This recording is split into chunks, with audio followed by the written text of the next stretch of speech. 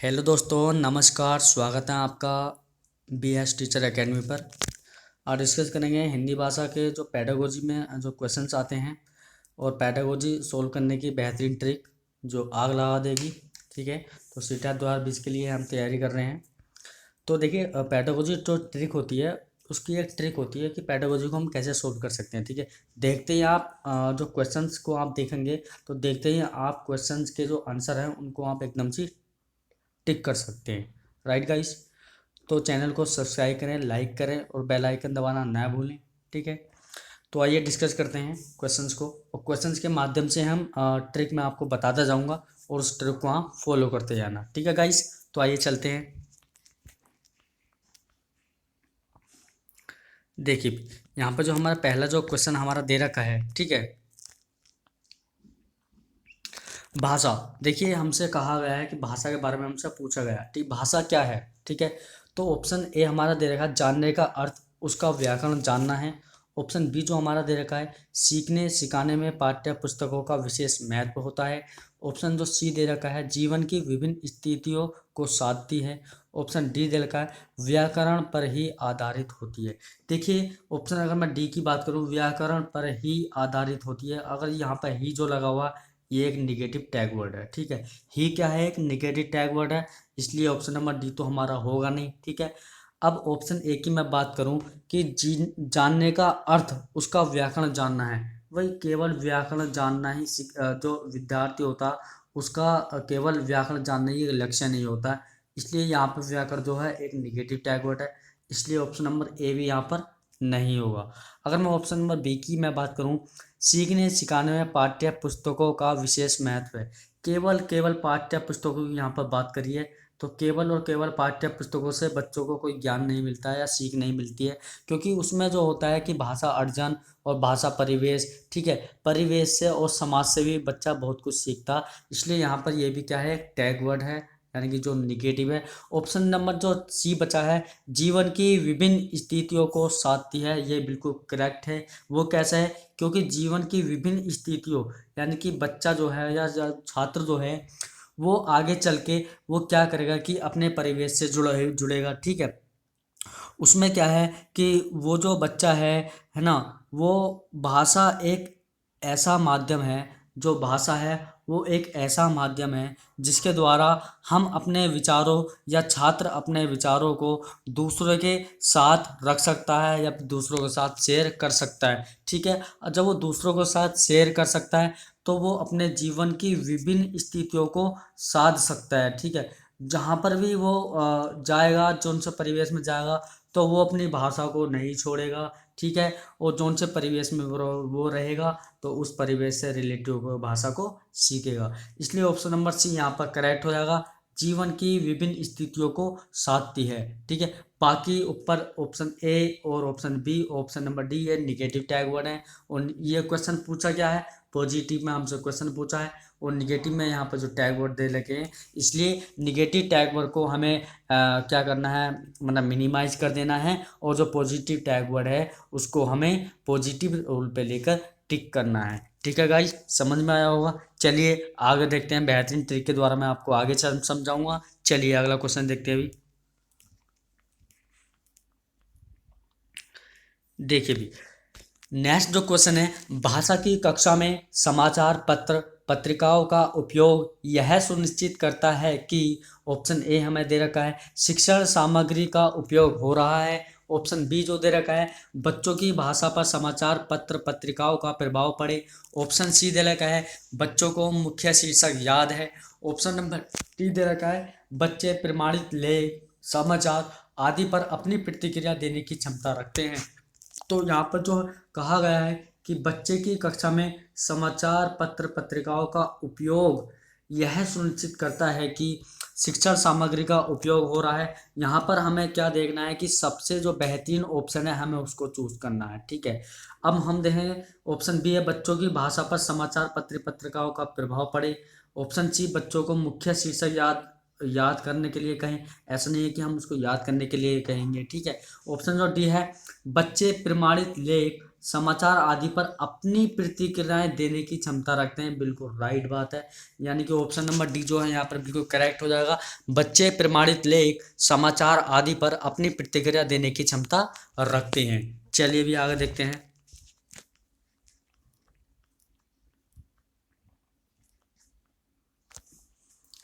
देखिए भी next question जो है, अच्छा मैं आपको यहाँ पर जो थोड़ी सी जो ट्रिक है वो आपको मैं यहाँ पर थोड़ा सा शेयर कर देना चाहता हूँ, ठीक है।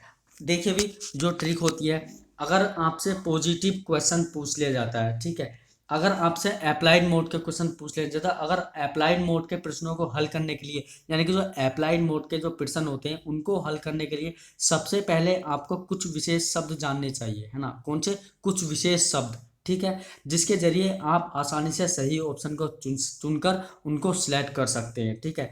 अगर किसी प्रश्न में नहीं शब्द नहीं लगा है, यानी कि अगर किसी प्रश्न में किसका शब्द नहीं लगा है, नहीं शब्द नहीं दिया है, तो आप क्या करेंगे, आप उस प्रश्न में सही ऑप्शन चुनने के लिए कहा जा रहा है। तो निम्नलिखित में से, यानी कि जो प्रश्न आपको दे रखे हों, जो आपको ऑप्शन आपको दे रखे हों, उन ऑप्शन में शब्द या वाक्य किसी ऑप्शन में रहता है तो ऑप्शन अक्सर गलत होता है, एक दो अपवाद छोड़कर, है ना। तो अगर मैं ऑप्शंस की बात करूं, जैसे अगर आपको किसी प्रश्न में नहीं दे रखा है कि इनमें से नहीं है, ठीक है, कि इनमें से ऐसा कौन सा ऑप्शन नहीं है जो इस क्वेश्चन को फॉलो नहीं करता है, तो वहाँ पर जैसे रटना आपका दे दिया, ठीक है, कि बच्चों को किताबें रटवानी चाहिए, तो ये तो बिल्कुल करेक्ट गलत हो जाएगा। रटवाना चाहिए, हमें रटवाना थोड़े ना है बच्चों को। या फिर कंटेस्ट करना, डांटना या फिर पीटना या फटकारना, परीक्षा के लिए छात्रों को तैयार करना, ठीक है, अंक के लिए छात्रों को तैयार करना, स्वार्थ या स्वार्थी बनाना, किसी छात्र का पक्षपात करना, ये सारे ही सारे क्या है, निगेटिव टैग वर्ड है, ठीक है। या फिर छात्रों की तुलना करना, यानी कि एक छात्र से दूसरे छात्र की क्या करती हमने, तुलना कर दी, ये भी एक निगेटिव टैग वर्ड है, ठीक है। और क्या है, समय व्यतीत करने के लिए छात्रों से पढ़वाना, वही एक शिक्षक का कर्तव्य यह होता है कि वो क्लास में बैठकर फ्री ना बैठे, बच्चों की जो नॉलेज होती है उसको नॉलेज को उजागर करे, ठीक है। तो वही आगे चल के मैं यही कहूँगा, तो अच्छा मैं इन पे एक वीडियो बना दूंगा, ठीक है।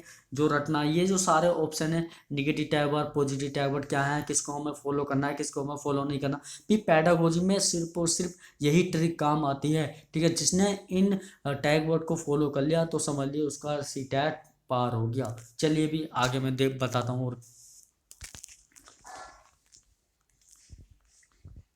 देखिए भी, सुलेखा जब तब बच्चों के साथ बातचीत करती रहती है तो वह क्या करती है, यानी कि कोई सुलेखा है, ठीक है, जब तब बच्चों के साथ बातचीत करती रहती है तब वह क्या करती है, बच्चों को वाचाल बनाना चाहती है ना। किसके बारे में कही गई है कि बच्चों को वाचाल बनाना चाहती है, हैं। या फिर ऑप्शन जो बी दे रखा है हमारा, सदैव बच्चों की परीक्षा ले रही है। अब देखो यहाँ पर एक टैग वर्ड आ गया सदैव, है ना, क्या आ गया अभी, सदैव, और क्या कर रही है, परीक्षा, ठीक है, सदैव बच्चों की परीक्षा ले रही है। ये बिल्कुल यहाँ पर हमसे पूछा गया है पॉजिटिव, पॉजिटिव प्रश्न हमसे पूछा गया है, और टैग वर्ड जो दे दिए हैं वो निगेटिव टैग वर्ड दे दिए हैं, इसलिए यहाँ पर ऑप्शन नंबर बी ये करेक्ट नहीं होगा, ठीक है।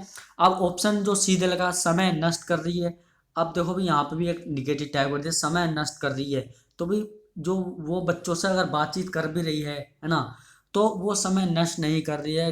समय नष्ट क्यों करेगी, क्यों वो ऐसा नहीं कर सकती। ऑप्शन ए दलगा बच्चों को वाचाल बनाना चाहती है, वही ऐसा भी नहीं कि बच्चों को वाचाल बनाना चाहती है, इसलिए ऑप्शन नंबर ए भी एक गलत हो जाएगा। हमसे पूछा पूछा था पॉजिटिव क्वेश्चन, और यहाँ पर जो तीनों के तीनों जो ऑप्शन है ये बिल्कुल निगेटिव रख दिए, इसलिए यहाँ तीनों को हम निगलेक्ट कर देंगे, ठीक है, यहाँ पर इन तीनों को हम हटा देंगे। अब बचा क्या, सिर्फ हमारा ऑप्शन नंबर डी, तो बता, बच्चों को भाषा अर्जित करने के लिए परिवेश दे रही है। ये जो परिवेश है ये एक पॉजिटिव टैग वर्ड है, इसलिए यहाँ पर ये बिल्कुल करेक्ट आंसर हो जाएगा, ठीक है। तो आप टैग वर्ड को आप लिखते जाना, ठीक है। यहाँ पर जो भाषा भाषा अर्जित भी एक पॉजिटिव टैग वर्ड है, ठीक है। बच्चों को भाषा अर्जित करने के लिए परिवेश दे रही है, तो भाई ये बिल्कुल करेक्ट है, ठीक है। बच्चों को भाषा अर्जित करने के लिए क्या दे रही है, वो परिवेश दे रही है। चलिए भी आगे देखते हैं। अगर मैं आगे की बात करूं, तो आगे जो हमारा क्वेश्चन है, ठीक है, देखिए भी अगला क्वेश्चन देख लीजिए। सुमन बचपन से ही गुजराती बोल समझ लेती है, वह कभी विद्यालय नहीं जाती, यह उदाहरण है। यानी कि कोई सुमन है, वो बचपन से ही क्या कर लेती है, गुजराती बोल समझ लेती है, वह कभी विद्यालय नहीं जाती।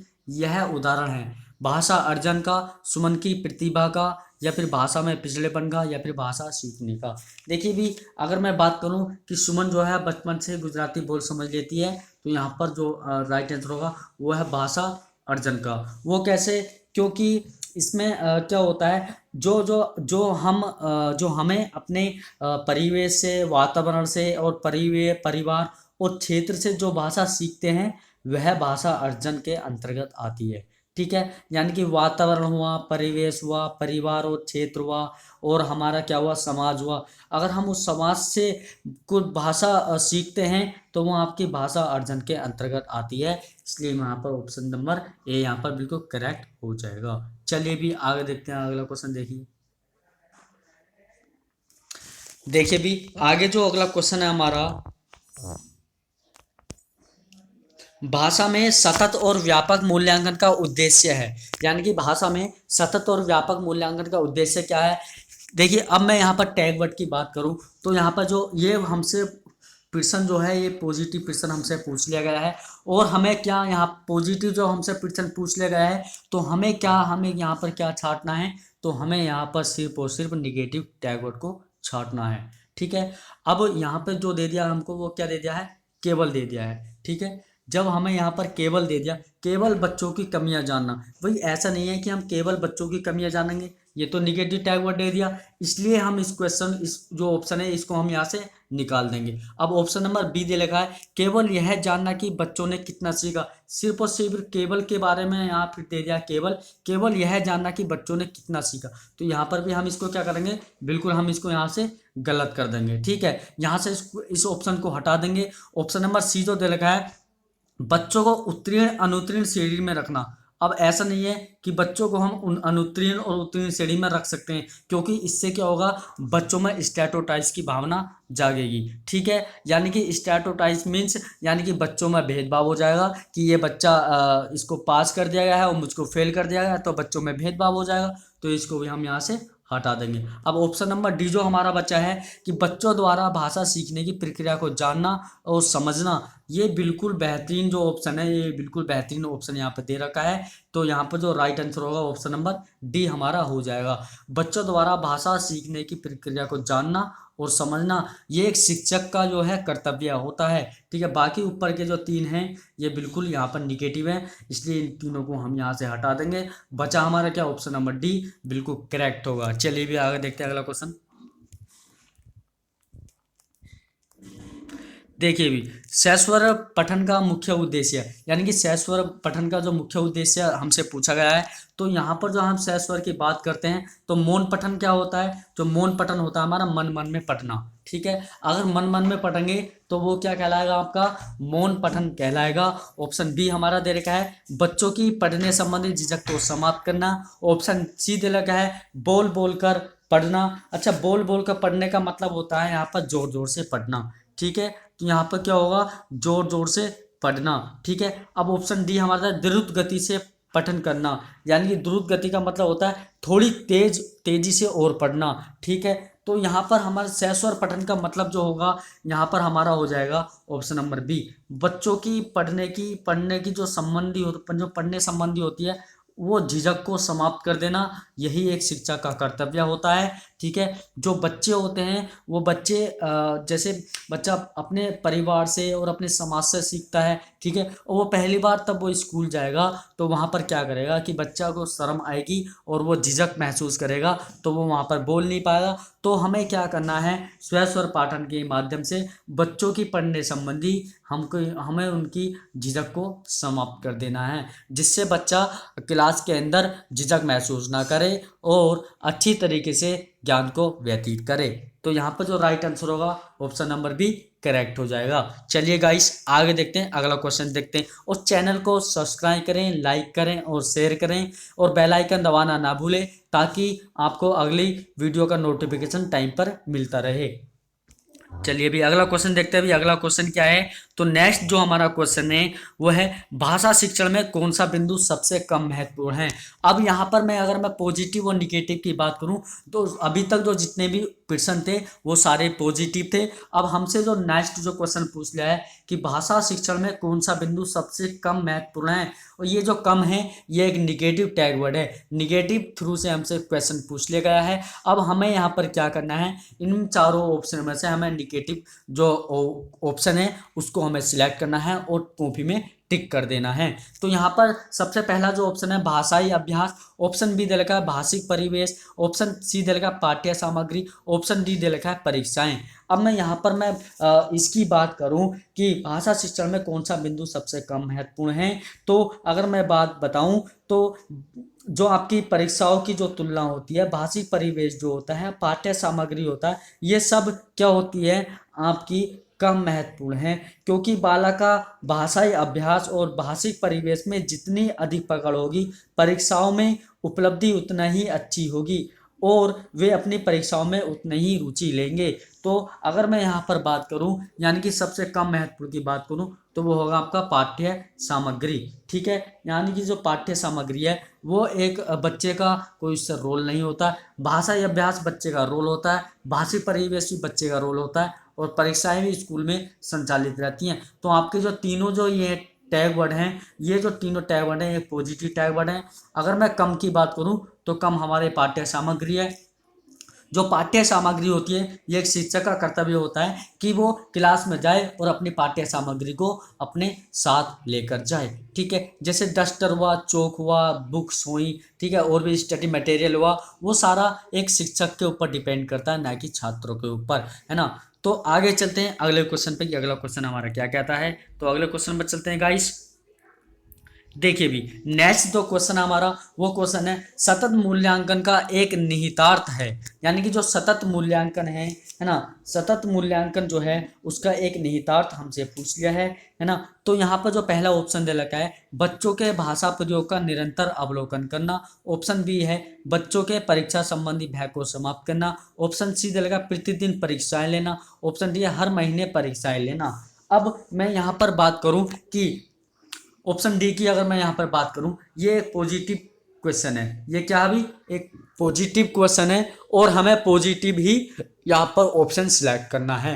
ठीक है, तो पैडागोजी सोल्व करने की ये जो बेहतरीन ट्रिक मैं आपको बता रहा हूँ इसको आप नोट करते जाना। अब देखो यहाँ पर जो ऑप्शन डी दे रखा है हर महीने परीक्षाएं लेना, वही हर महीने परीक्षाएं लेने से बच्चों की जो डर की भावना है वो बनी रहेगी, तो बच्चा अच्छे से नहीं ग्रो कर पाएगा, अच्छे से नहीं सीख पाएगा, इसलिए यहाँ पर यह एक निगेटिव टैग वर्ड है, तो इसलिए यहाँ पे ये जो गलत हो जाएगा। नेक्स्ट है हमारा प्रतिदिन परीक्षाएं लेना। अब प्रतिदिन परीक्षाएं लेने से भी बच्चों में जो है वो भय की जो भावना है वो बनी रहेगी, तो बच्चा स्कूल नहीं आएगा, तो बच्चा फिर सीखेगा क्या, तो ऑप्शन नंबर सी भी यहाँ पे क्या हो जाएगा, बिल्कुल गलत हो जाएगा। अब हमारा जो है नेक्स्ट जो है यानी कि बच्चों के परीक्षा संबंधी भय को समाप्त करना, है ना। अब अगर समाप्त करना, बच्चों के संबंधी भय को समाप्त करना, ये सतत मूल्यांकन के अंतर्गत नहीं आता है। ये जो आता है इसमें जो होता है ये एक जैसे हम ऑप्शन ए की बात करें बच्चों के भाषा प्रयोग का निरंतर अवलोकन करना, यानी कि जो बच्चा है उसके भाषा प्रयोग का अगर हम रोज निरंतर अवलोकन करेंगे तो हमें पता चलेगा कि बच्चा कितना अपना फीडबैक दे रहा है, कितना अभी तक क्लास के अंदर सीख रहा है। ठीक है, तो इसके माध्यम से हम क्या ये जो है बच्चों की परीक्षा संबंधी भय को समाप्त करना, अगर बच्चों की परीक्षा संबंधी भय को समाप्त करेंगे तभी तो हम क्या करेंगे, बच्चों के भाषा प्रयोग का निरंतर अवलोकन करते रहेंगे। ठीक है, ऑप्शन नंबर ए यहाँ पर क्या हो जाएगा, करेक्ट हो जाएगा। चलिए भी आगे देखते हैं, नेक्स्ट क्वेश्चन देते हैं। नेक्स्ट क्वेश्चन क्या है, सॉरी एक मिनट गाइस, सॉरी गाइस, एक मिनट, सॉरी गाइस। हाँ तो गाइस इसमें जो हमारा जो क्वेश्चन है सतत मूल्यांकन का एक निहितार्थ है, ये मैंने आपको ऑप्शन यहाँ पर बता दिया था। तो यहाँ पर जो राइट आंसर होगा वो होगा बच्चों के भाषा प्रयोग का निरंतर अवलोकन करते रहना। ठीक है, तो गाइस नेक्स्ट क्वेश्चन देते हैं। नेक्स्ट क्वेश्चन क्या है हमारा, भाषा के आधारभूत कौशल। ऑप्शन ए यहाँ पर चलेगा क्रमबद्ध रूप से चलते हैं, ऑप्शन बी है हमेशा अर्जित किए जाते हैं, ऑप्शन सी है सर्वथा पृथक हैं, ऑप्शन डी है अंतर संबंधित होते हैं। अब यहाँ पर मैं एक ये जो है पॉजिटिव क्वेश्चन है, ठीक है। भाषा के आधारभूत जो कौशल होते हैं वे सर्वथा पृथक हैं, यानी कि पृथक माने अलग हैं। यहाँ पे ये ऑप्शन जो है बिल्कुल गलत हो जाएगा, यानी कि पृथक नहीं होते हैं। ऑप्शन डी है अंतः संबंधित होते हैं, है ना, अंतः संबंधित होती है, ये हमारे यहाँ पे बात की गई है। तो ऐसा भी नहीं है कि अंतः संबंधित होते हैं, यानी कि अगला जो ऑप्शन है क्रमबद्ध रूप से चलते हैं, अब ये भी नहीं है, है ना। ऑप्शन जो बी दिलगा हमेशा अर्जित किए जाते हैं, ये बिल्कुल करेक्ट है, हमेशा अर्जित किए जाते हैं, क्योंकि जो भाषा जो होती है पहला जो विकास होता है बच्चों का वो उसके वातावरण पर आधारित होता है, और भाषा अर्जन के लिए वह अपने परिवार और वातावरण पर निर्भर रहता है। जबकि भाषा जो अधिगम होता है, भाषा अधिगम में ऐसा नहीं होता है, ठीक है। जो भाषा जो होती है वो भाषा हमेशा अर्जित की जाती है, वो परिवार हो या फिर वातावरण हो या समाज हो, वो उनसे अर्जित करता है, ठीक है गाइस। तो अगला क्वेश्चन देखते हैं, अगला क्वेश्चन क्या है भाई, देखिए भी, शिक्षक की स्वयं की भाषा प्रयोग की कुशलता है, यानी कि एक शिक्षक है और शिक्षक जो है उसकी स्वयं की भाषा प्रयोग की कुशलता के बारे में बात की गई है। तो जो शिक्षक है वो बच्चों के भाषा प्रयोग के लिए आदर्श रूप प्रस्तुत करती है। यह ऑप्शन भी है, बच्चों के भाषा प्रयोग पर कोई प्रभाव नहीं डालती। अब ये क्वेश्चन जो है ये एक पॉजिटिव क्वेश्चन है, और हमें पॉजिटिव ही यहाँ पर ऑप्शन चूज करना है, और हमें अपनी बुकलेट्स के माध्यम से वहाँ पर वो टिक कर देना है, और अपने वहाँ पर एक गोला भर देना है। तो देखिए ऑप्शन बी की मैं अगर मैं बात करूं, बच्चों के भाषा प्रयोग पर कोई प्रभाव नहीं डालती। अब ऐसा नहीं है कि कोई प्रभाव नहीं डालती, ये तो एक टैग निगेटिव टैग वर्ड है, इसलिए ऑप्शन नंबर बी यहाँ पर इनकरेक्ट हो जाएगा। ऑप्शन सी की अगर मैं बात करूं, बच्चों को अलंकारिक भाषा प्रयोग के लिए प्रेरित करती है। अब यहाँ पर जो है अलंकारिक भाषा की बात की गई है, तो यहाँ पर भी एक टैग वर्ड है, ये अलंकारिक भाषा प्रयोग के लिए प्रेरित नहीं करती है। ऑप्शन डी है, बच्चों की भाषा का अनुकरण करने के लिए बाध्य करती है। अब ऐसा नहीं है कि बाध्य करती है, बाध्य नहीं करती है, उसको अबाध्य करती है। तो इसलिए यहाँ पर जो निगेटिव टैग वर्ड की बात की है, बाध्य करती है, बाध्य नहीं करती है भाई। अगर मैं ऑप्शन ए की बात करूं कि बच्चों के भाषा प्रयोग के लिए आदर्श रूप प्रस्तुत करती है, बिल्कुल राइट बात है। जो शिक्षक की स्वयं की भाषा प्रयोग जो होती है वो बच्चों के भाषा प्रयोग के लिए आदर्श रूप प्रस्तुत करती है।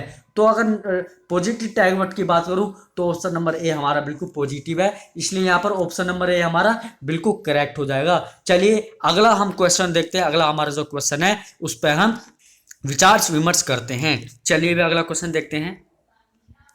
तो अगला जो क्वेश्चन है हमारा वो है भाषा अर्जन और भाषा अधिगम महत्वपूर्ण अंतर बताइए, यानी कि जो भाषा अर्जन है और भाषा अधिगम है इन दोनों में हमें क्या करना है, महत्वपूर्ण अंतर बताना है। तो ऑप्शन ए भाषा का कठिनाई स्तर, ऑप्शन बी भाषा की पाठ्य पुस्तकें, ऑप्शन सी भाषा सीखने सिखाने की पद्धति, ऑप्शन डी भाषिक परिवेश की उपलब्धता।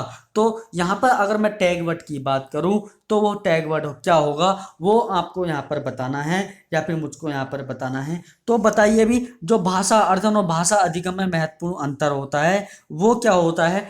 तो देखिए भी, भाषा का कठिनाई स्तर तो ऐसी तो कोई बात नहीं है कि भाषा का कठिनाई स्तर दोनों में हो। भाषा अर्जन और भाषा अधिगम, भाषा अर्जन वो होता है जो हमारे वातावरण, समाज और हमारे परिवार से अर्जित की जाती है, और भाषा अधिगम जो होता है वो हमारे स्कूल में जाकर हम भाषा को सीखते हैं। तो भाषा की पाठ्य पुस्तक ये भी नहीं है होता है, ठीक है। अब यह भाषा सीखने सिखाने की पद्धति ये भी नहीं होता है। हमारा जो राइट आंसर है वह है भाषा परिवेश की उपलब्धता, यानी कि जो परिवेश है, भाषा अर्जन हमें परिवेश से प्राप्त होती है, और भाषा जो अधिगम होता है यह हमें स्कूल से प्राप्त होता है, यानी कि विद्यालय से हमें प्राप्त होता है। अगर मैं पॉजिटिव टैग वर्ड की बात करूं तो ये ऑप्शन नंबर डी जो है बिल्कुल पॉजिटिव टैग वर्ड है। इसलिए भाषिक परिवेश की उपलब्धता एक भाषा अर्जन और भाषा अधिगम में महत्वपूर्ण अंतर को साबित करता है। ऑप्शन नंबर डी यहाँ पर बिल्कुल करेक्ट हो जाएगा। चलिए नेक्स्ट क्वेश्चन पर चलते हैं। नेक्स्ट क्वेश्चन क्या है,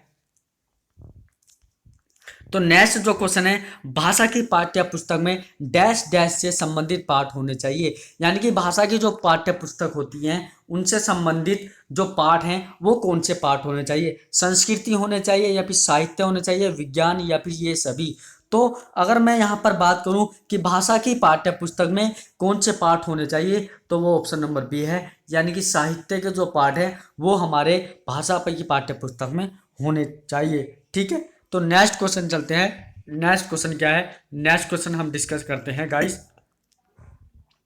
आकलन हमसे पूछा गया है कि आकलन आकलन के बारे में हमसे पूछा गया है, तो मूलतः शिक्षक केंद्र ही होता है। अब मैं निगेटिव टैग वर्ड की बात करूं तो यहाँ पर जो कहा गया है कि शिक्षक केंद्रित ही होता है, शिक्षक केंद्रित ही होता है। अब ही जो है यहाँ पर एक निगेटिव टैग वर्ड है। अगर हमसे पूछा क्या है पॉजिटिव क्वेश्चन, तो निगेटिव जो टैग वर्ड है उनको हम हटाते जाएंगे और हमारा खुद ब खुद आंसर निकल कर आ जाएगा। अब ऑप्शन भी देगा केवल यह बताता है कि बच्चे ने क्या नहीं सीखा।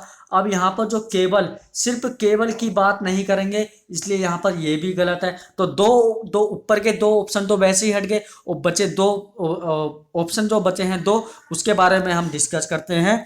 तो उसके बारे में जो डिस्कस करेंगे वो होगा आपका, जैसे पाठ समाप्ति पर ही किया जाता है। अब ये पर यहाँ पर ही किया जाता है पाठ समाप्ति पर, ऐसा भी नहीं है कि पाठ समाप्ति पर ही किया जाता है आकलन, ठीक है। अब ऊपर के जो तीनों हैं ये बिल्कुल हमने हटा दिए हैं ऑप्शनों में से। अब हमारा जो ऑप्शन बचा खाली एक ऑप्शन बचा, ऑप्शन नंबर सी। बस आंख मूंद करके इसी ऑप्शन को टिक कर दीजिए, तो ऑप्शन नंबर सी यहाँ पर क्या होगा, सी करेक्ट हो जाएगा। भाषा सीखने सिखाने की प्रक्रिया का अभिन्न अंग है, बिल्कुल पॉजिटिव आंसर है। भाषा सीखने सिखाने की प्रक्रिया का एक क्या है भाई, अभिन्न अंग है।